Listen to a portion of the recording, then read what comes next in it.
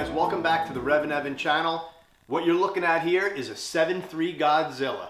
This is the very motor that's going in Abe and I's Cyclone. We're excited. It's got stack injection, but right now it doesn't have a front dress, a front cover, or an oiling system. And that's where these guys come in. This is Jim Ryder from Indy Power Products, and of course you know Brian Wolfe. And today we're going to talk about oiling solutions for the 7.3. So Jim's going to take us through some of his products, especially the ones that are going on this engine, but we're also going to talk about a few other options in case you're not doing exactly what we're doing. So I'm going to turn it over to these guys because they're the experts. Jim and Brian are going to tell us all about what's going on this motor as far as oiling. So let's get started.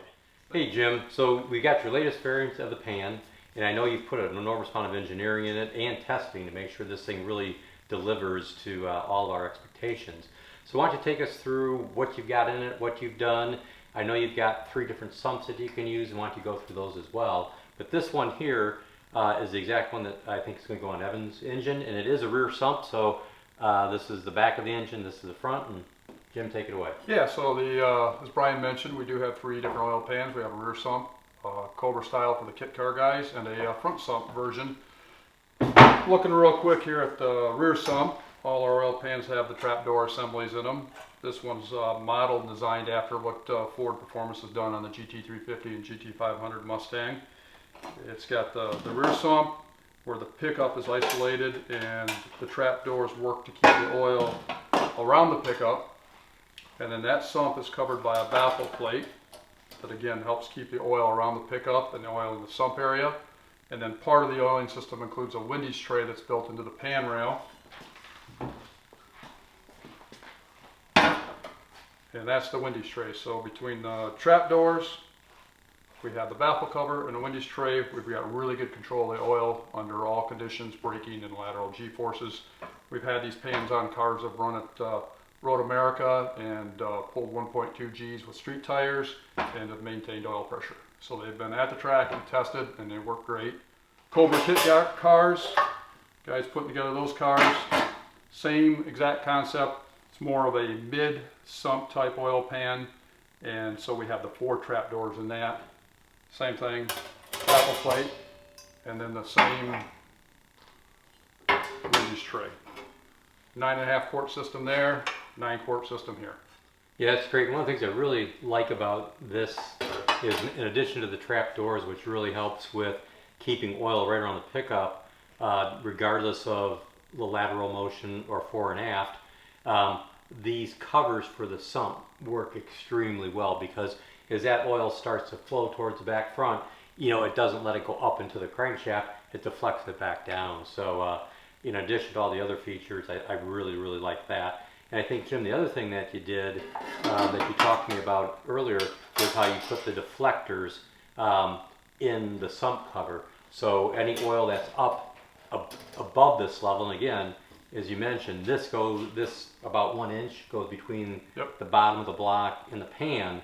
So oil, can be up here and it's not even come close to touching the crank. So if that oil's flowing backwards, it just slides right there and it helps direct it down. So lots of really good engineering and a lot of thought that you put into this. It's quite nice. Thank you. And it tested real well. As you pointed out, you want to get that returning oil from the crank back to the pickup as soon as possible. And that's what the oil return guides help with.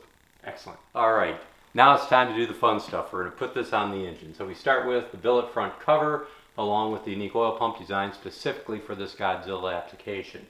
Once we do that, we're going to put the billet oil pan adapter rail on and the oil pan itself. All pretty straightforward, and we're going to show you how that's done.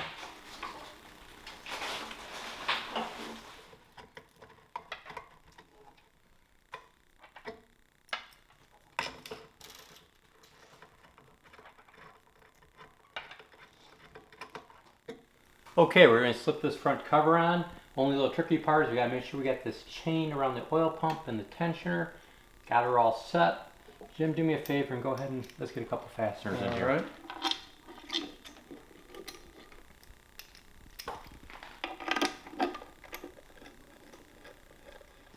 There we go.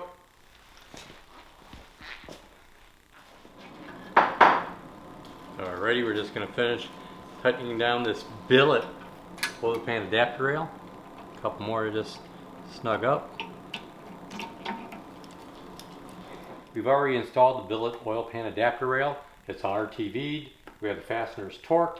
Now we're going to install the internal oil pressure and feed lines.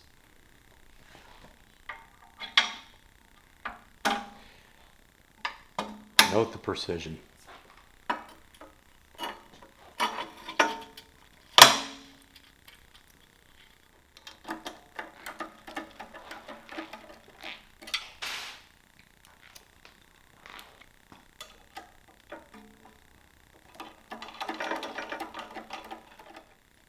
Simple as that. We'll torque these up and then we'll install the pan.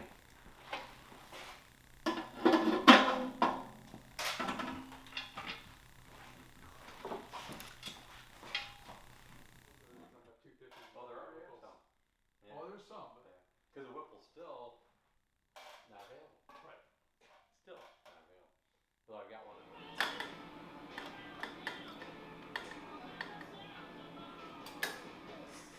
I don't want to be in here.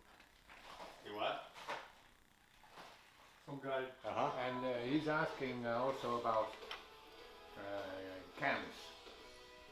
That'd You get number 2? Yeah, Yeah, that's what I thought. because it's a good torque cam and it doesn't push the power narrower lobe center. Yeah. Yeah. I've asked my maybe friend. All right, guys, so thanks for chiming in and checking out the REVan channel. We got this awesome, big, sexy beast just about wrapped up. You can see we got the billet cover on. We got the oil pan going on. We're getting ready to throw this thing on the dyno in a little bit. We're going to try some camshafts. We're going to try some intake manifolds. And before you know it, we'll have this thing rolled into the Cyclone and we'll be going down the track.